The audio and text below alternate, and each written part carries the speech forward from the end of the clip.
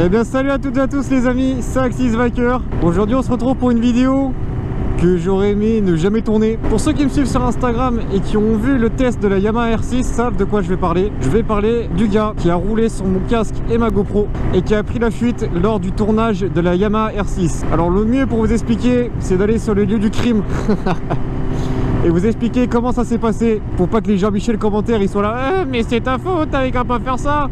Ta gueule. Franchement, ta gueule. Et voilà, je vais simplement vous dire comment ça s'est passé, combien j'ai touché de la part de l'assurance. Voilà, ceux qui sont habitués de mes vidéos savent où je suis. C'est là où je fais les présentations finales, on va dire, là où je fais les 0 à 100, le freinage et où je présente la moto. Donc je vais vous montrer exactement où est-ce que j'étais. Bon, voilà à peu près où est-ce que j'étais. Là, il y avait la R6 au milieu de la route. Je vais vous mettre un extrait de la vidéo. Les amis, là voilà, la fameuse Yamaha R6. YZF R6 de 2009. Et vous voyez, il y avait la R6 au milieu de la route. Mon sac avec mon casque qui est à droite. Bon, je vais pas poser le casque pour des raisons évidentes, sinon vous allez plus m'entendre, il y aura pas de vidéo. Et voilà, donc en fait, je suis en train de tourner une vidéo comme ça. Les petits plans sur la R6, franchement trop stylé. Et en fait, là-bas, il y a un étang privé. Et il y a des gens qui sortaient d'une partie de pêche. Bon, jusqu'ici, je m'en fous complet, les gars, faites ce que vous voulez. Et il se trouve que j'étais en train de filmer comme ça. Donc filmer comme ça pour voir les voitures qui arrivent derrière, si vous voulez, c'est un peu compliqué, sachant que je les ai pas vues tout de suite. Et ce qui s'est passé, c'est que il y a une première voiture qui est arrivée. Je me suis décalé pour la laisser passer. Regardez.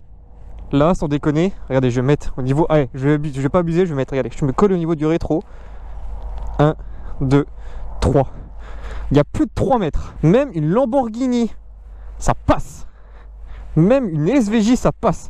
Même un tracteur, ça passe. Voilà ce qui s'est passé. Une première voiture est arrivée, puis une deuxième. Et la deuxième, elle est arrivée, il a fait un écart. Et il a roulé sur le casque et la GoPro. Le casque était ici, la GoPro ici. Il n'y avait pas les herbes comme ça là. C'était vraiment... Je vais vous mettre des photos, regardez. Là je vous mets une photo de comment c'était. Voilà, c'était en été. 40 degrés. Non, je déconne, il faisait pas 40 degrés, mais c'était tellement visible. L'herbe, elle était cramée. Le truc est noir. Noir sur du jaune comme ça. C'était impossible de ne pas le voir. Et le gars fait un écart qui est pour moi volontaire, parce qu'il a eu un discours, après je vous expliquerai. Donc son écart pour moi était totalement volontaire et c'était clairement voulu de sa part. Donc ce qui se passe, c'est que là moi je suis avec ma caméra et tout, et je fais monsieur, arrête-toi là.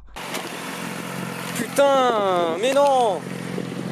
Oh, oh, oh, arrête-toi, arrête-toi. Et le mec s'est barré, il était tout au bout. Bon, vous le voyez pas à la GoPro, mais il était tout au bout. Et il se trouve qu'en fait, il y avait encore 2 voitures. Donc, c'était un groupe de 4 potes, je pense. Une autre voiture qui arrive, et je l'intercepte, elle est ici. Regardez, j'ai une photo. Et je lui dis, appelez votre collègue. Là, il a écrasé ma GoPro et mon casque. Arrêtez-le pour qu'il fasse demi-tour. Et donc là, je regarde la caméra et tout. Le gars est toujours là, il l'appelle. Et pendant que je regarde la caméra, je vois que le gars est en train de se barrer là-bas. Wow, comment j'ai vrillé dans ma tête. Vraiment. Donc lui, bah honnêtement je m'en battais les couilles parce que lui était pas en tort. Il a appelé son pote, le gars s'est barré. Donc son pote lui a dit, t'as écrasé quelque chose, viens voir. Le mec a fait, je me casse. Donc il est parti là-bas, je le voyais partir et tout. Et genre à l'entrée du village, là je me suis dit, je vais peut-être aller le chercher. Donc j'ai pris toutes mes affaires, j'ai mis la GoPro dans le sac, j'ai pris le sac, j'ai mis la veste à peine attachée, je suis parti. J'avais une R6 et j'ai pas eu le temps de faire le test du braquage de la R6. Mais une R6 sur ces trucs là, frère ça braque pas, faut que tu fasses aller retour, allez, retour. Bon bah mon pote le sait de toute façon. Ce qui se passe c'est que j'étais sous un shot d'adrénaline pure, mais genre vraiment j'étais énervé et tout. Et en fait la moto elle braquait pas. En fait je suis arrivé dans le champ, bon c'était sec et tout, il y avait pas ça à l'époque. Genre ça braquait tellement pas, j'ai bloqué l'avant. Et genre j'ai fait une sorte de burn comme ça pour tourner.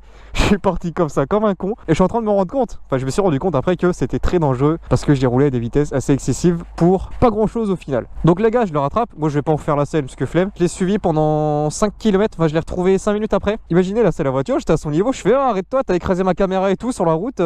Arrête-toi, enfin, faut qu'on discute. Je fais ouais, mais je m'en bats les couilles et tout, t'as qu'à pas être là. Je fais pardon, c'est quoi? De toute façon, les motards, vous faites chier, vous avez rien à faire là. D'accord, ok.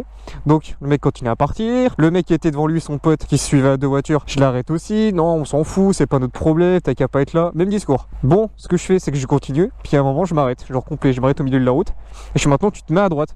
Donc, ils se sont bien mis à droite. Bonjour monsieur, vous venez d'éclater ma GoPro et mon casque. Comment on fait? Et le mec me dit non, mais j'en ai clairement rien à foutre. À peu près comme ça, vraiment. Et le mec me dit clairement, j'en ai rien à foutre, c'est pas mon problème. De toute façon, nous, ça fait des années qu'on se bat avec la gendarmerie pour empêcher les motards d'être ici. J'ai porté plainte le lendemain à la gendarmerie. Les gendarmes n'ont jamais entendu parler d'une personne qui se plaignait d'une moto ici. Et donc en fait, le gars mitonnait de A à Z. Et donc du coup, je fais soit on s'arrange maintenant, ou soit je vais à la gendarmerie.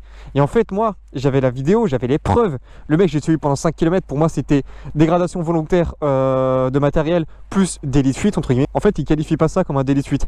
Parce qu'il y a pas eu un accident.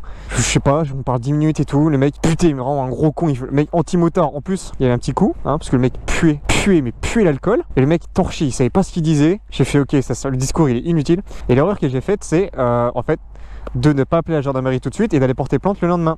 La gendarmerie serait venue tout de suite, ils auraient constaté l'alcoolémie du gars, hein, et ils auraient peut-être géré le problème tout de suite. Parce que j'aurais eu les preuves, enfin j'ai les preuves, je l'aurais montré. Et du coup, bah, le gars voulait rien entendre. Je me suis dit très bien, demain je porte plainte. Le lendemain, je vais à la gendarmerie, je porte plainte, j'attends 2 mois. Parce que le mec habite pas ici, ça a été transféré dans une autre gendarmerie. 2 mois. Entre temps, mon assurance, et ben je leur ai montré les photos de la GoPro, du casque, et j'ai fait la demande et genre ils m'ont répondu 3 semaines après. Et sauf que pendant ce temps de demande, il y a la GoPro Hero 9 qui est sortie. Donc du coup, la GoPro Hero 7 Black, ah bah monsieur, elle vaut plus de 450 € neuve. En plus, elle a plus de 2 ans. Bon bah écoutez, on va vous donner 200 € et vous vous débrouillez. Ok, j'ai eu 200 €. C'est super, je fais quoi avec 200 €? J'achète même pas la moitié d'une caméra. Qu'est-ce que je fais avec 200 €? Certes, c'est bien 200 €, hein.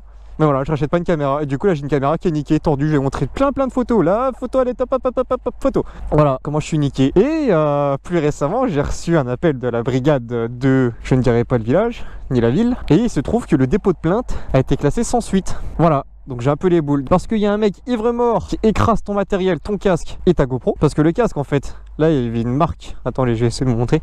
Ici, là. Attendez. Oui, c'est là. Ici, il y avait la marque du pneu parce qu'en fait, il y avait beaucoup de poussière. Et genre, j'ai pas pensé à prendre une photo tout de suite parce que je suis allé le récupérer. Et là, il y avait une putain de marque là.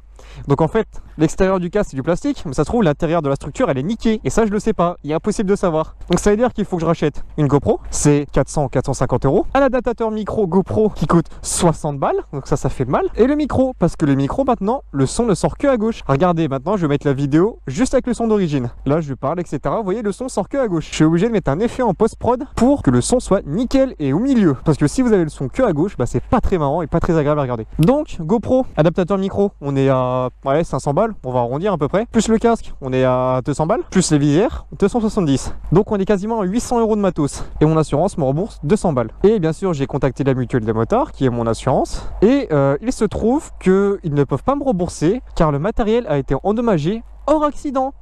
Et comme c'est pas un accident, eh ben ils me remboursent pas. Voilà. Super l'assurance, super. Franchement, c'est pépite. Fait pire de payer des centaines d'euros par an pour ça. Mais voilà où j'en suis aujourd'hui. Sachant que à l'époque, j'avais mon moteur qui avait son problème. J'avais que des emmerdes. Et voilà, donc ça a été classé affaire sans suite. Et moi, je l'ai bien dans le cul parce que je trouve ça dégueulasse qu'un mec puisse faire ça, qu'il n'y ait aucune retombée. Genre, le mec s'en sort avec rien du tout. Je trouve ça clairement dégueulasse. Voilà, c'était le coup de gueule que j'avais à faire. Parce que clairement, moi, j'en ai vraiment ras-le-bol.